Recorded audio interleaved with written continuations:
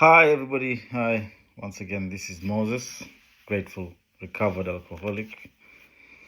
Yeah, very, very grateful. Just want to briefly tell you guys about my journey. Yeah, my journey from the bottle.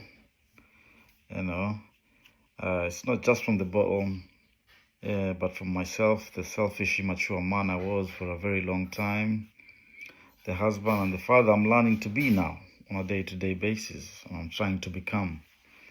Yeah. So my story starts long before my first drink.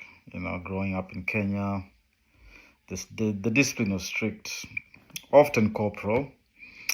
So I learned fear and shame long before I learned self-worth. I carried a heavy feeling of never being quite good enough, of failing my mother tremendously. That shame festered into a deep-seated guilt and a low self-esteem that became the fuel for my addiction later on in life. I didn't see it coming. I was always stuck in self. It was just all about me, me, me, me, me. So when I came to the UK after my mom sadly passed away, when I came to London, so those struggles obviously didn't leave me. I brought the body, the mind, and the spirit. So they just put on a new coat. The city was fast-paced, isolating. And I found a false solution in alcohol. It made me feel confident, put up a persona. It numbed the noise of my own insecurities. But eventually, I stopped working. Couldn't work anymore. I became completely unmanageable. Alcohol took everything and it gave nothing back. So for me, the gift I received was the gift of desperation. Eventually, when everything else stopped working and everybody left me, I ended up being utterly broken. My wife, Annie, the woman who has always stood by me for the 15 years, was at her absolute end. And so therefore, I had to finally accept that my way didn't work. My excuses were all exhausted. Professionals could not help me. Chronic dishonesty was my strong suit. Victim mentality, always about me, me, me, me, me, me. If you had my story, you would understand why I drink the way I drink, just making justifiable excuses.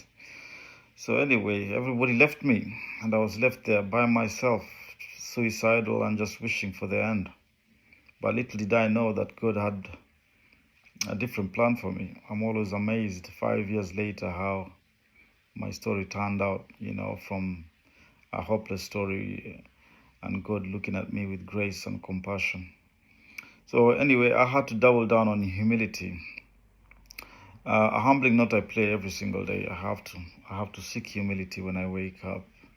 So I accepted to be helped. So I stopped arguing and I started to listen for the first time in my life. I got into the good fellowship of working with others who knew this path. And I desperately needed the discipline they offered. It wasn't a suggestion, it was a requirement for survival. They told me, look, the minute you stop putting the word but in front of every conversation we have, or yes, I know, then, you'll be humble enough for you to be helped. So I had to keep my mouth shut, keep my ears open and my eyes open. So eyes to receive the information and the ears to receive the information, because my problem is not understanding. My problem is comprehending. It's about comprehension. And my family, it's my beautiful modern family. It's organized chaos. Yeah. We have five incredible children between us. Shakira, my stepdaughter, who's now 30. Torian, my stepson, who's now 25.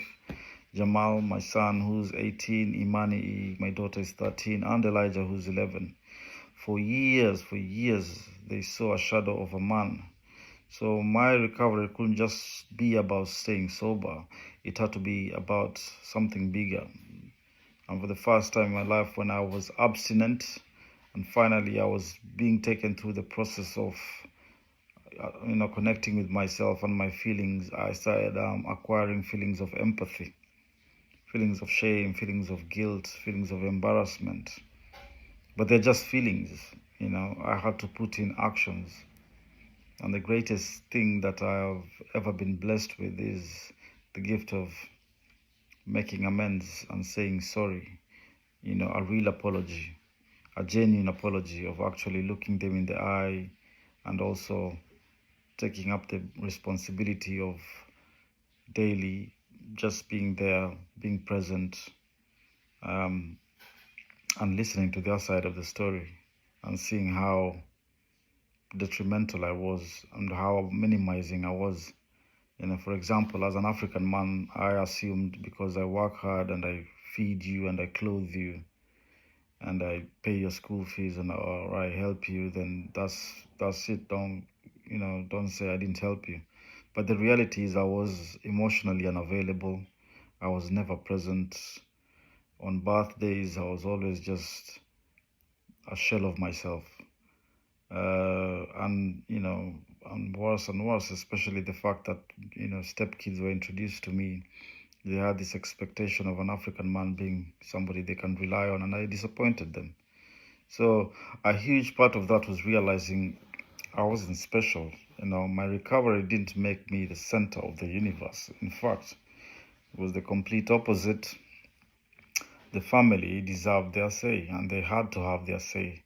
They had their right to anger, their hurt, their distrust. I had to own up to that. I had to learn to sit there in silence and let an event tell her side of the story, to let her express all the pain I had caused without getting defensive, without being irritated, without making it about my feelings or making it about me. That was and still is one of the hardest parts, but I had to swallow the bitter pill. Being consistent in my recovery, going to my meetings while also being present at home, giving space instead of demanding it. So I had to learn more and more humility. The more I do my sobriety, the more I seek God's humility so that I can't be egotistical, I can't be arrogant. I can't say, it's my way or the highway, that sort of thing. In my strong opinion, in my honest experience, sobriety does work. But it doesn't work. It works through me. So I can be of service to others. It's about living and letting others live. It's about choosing love, patience, tolerance. On days when every fiber of my being wants to be selfish, I have to surrender my will and my life over to the care of God. The journey has brought me full circle. So from the boy I was in Kenya feeling ashamed to the man I am right now, or the man who came to London and got lost, to today, I'm a man who seeks every day to do better or to be better. But for me, it's about progress. It's not about perfection. It's about emotional sobriety. That's the new frontier for me. It's not about just putting down the drink and saying, yeah, the problem is solved. It's about, for example, somebody who's been caught in a tornado and coming out and rebuilding. It's about rebuilding. And most importantly, it's about finally seeking God's will in my life and not my will. Every day when I wake up in the morning, the same way I'm looking at this camera, I look myself in the mirror and I see my own worst enemy and my best friend at the same time. So that's why I have to keep it simple now. I don't have to have all the answers because I don't have all the answers. I show up, I listen, I try my best to be useful. And I'm forever grateful for the gift of desperation, that day, that dark, hopeless day that led me to this day that I am now, this day that I'm free today. I'm very grateful to my wife, Annie. I'm grateful to my mom, Grace, my family who raised me in Kenya. I'm grateful to London. When I came to London, I hated London. I really didn't like London, but now I'm very grateful. Somehow people never gave up on me.